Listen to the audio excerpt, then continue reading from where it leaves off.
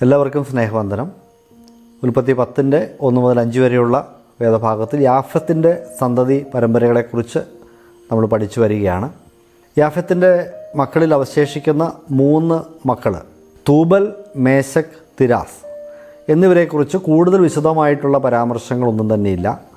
അതിൻ്റെ അർത്ഥം ഒരുപക്ഷെ ലോക ജനസംഖ്യയുടെ ഭാഗധേയത്വം നിർണ്ണയിക്കുന്ന കാര്യത്തിൽ ഇവർക്ക് വലിയ പങ്കൊന്നും ആ കാര്യത്തിൽ ഉണ്ടാകുകയില്ല എന്നാണ്. ഇതിനു മുമ്പ് പരാമർശിച്ച മേദ്യരെ സംബന്ധിച്ചൊക്കെ പറയുമ്പോൾ ബൈബിൾ ചരിത്രത്തിൽ അല്ലെങ്കിൽ ലോകത്തിൻ്റെ ചരിത്രത്തിൽ തന്നെ വളരെ വലിയ പങ്ക് വഹിച്ചവരാണ് ഈ മേദ്യർ എന്ന് പറയുന്ന ജനവിഭാഗം.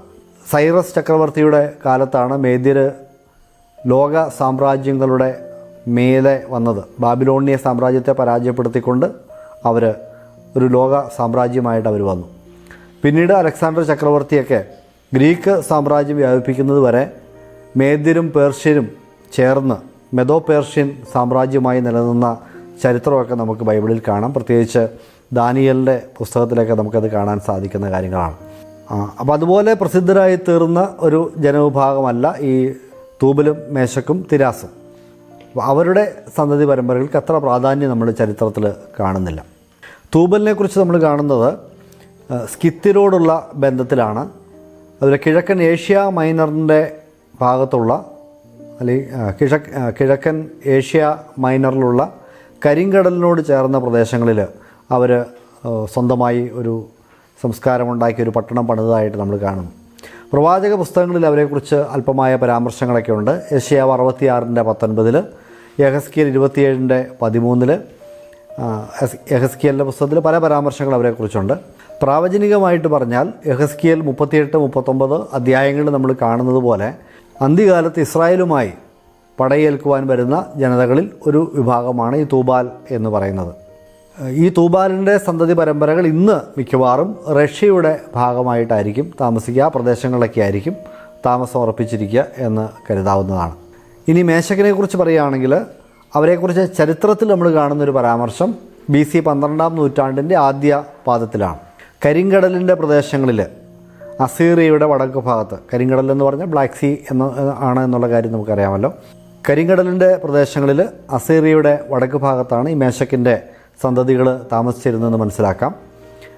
മേശക്കിൻ്റെ സന്തതികൾ സോര് നിവാസികളുമായി വ്യാപാര ബന്ധത്തിൽ ഏർപ്പെട്ടിരുന്നതായി നമുക്ക് യെഹെസ്കേൽ പ്രവചനത്തിൽ നിന്ന് മനസ്സിലാക്കാനായിട്ട് സാധിക്കുന്നുണ്ട്. യെഹെസ്കേൽ 27:13 അതിനെക്കുറിച്ചുള്ള പരാമർശങ്ങളുണ്ട്.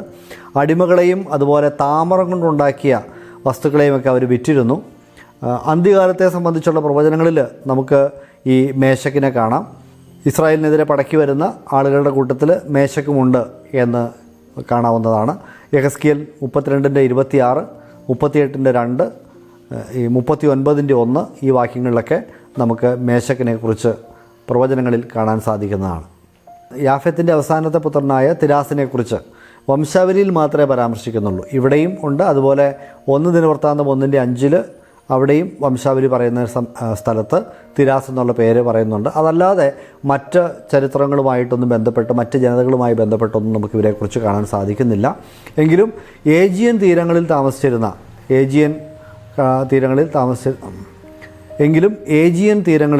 താമസിച്ചിരുന്ന ത്രാസ്യർ എന്ന ജനവിഭാഗമാണ് ഈ തിരാസിൽ നിന്ന് ഉത്ഭവിച്ചത് എന്ന് ചരിത്രപരമായി നമുക്ക് മനസ്സിലാക്കാനായിട്ട് സാധിക്കുന്നതാണ്. അപ്പോൾ യാഫത്തിൻ്റെ സന്തതി പരമ്പരകളാണ് ലോകത്തിൽ ഭൂരിഭാഗം സ്ഥലങ്ങളിലും, അല്ലെങ്കിൽ ഏറ്റവും കൂടുതൽ ജനസംഖ്യ അവരാണ് എന്ന് നമുക്ക് പൊതുവിൽ മനസ്സിലാക്കാം. ഈ മധ്യപൂർവേഷ്യയുടെ വടക്ക്, കിഴക്ക്, പടിഞ്ഞാറൻ ഭാഗങ്ങളിലേക്ക് ഇവർ വ്യാപിച്ചു. വടക്കൻ യൂറോപ്പിൻ്റെ മിക്ക പ്രദേശങ്ങളിലും ഈ യാഫത്തിൻ്റെ മക്കളാണ് താമസമുറപ്പിച്ചത്. അവരുടെ പിതാമഹന്മാർ യാഫത്തിൻ്റെ സന്തതികളാണ് എന്ന് നമുക്ക് മനസ്സിലാക്കാം.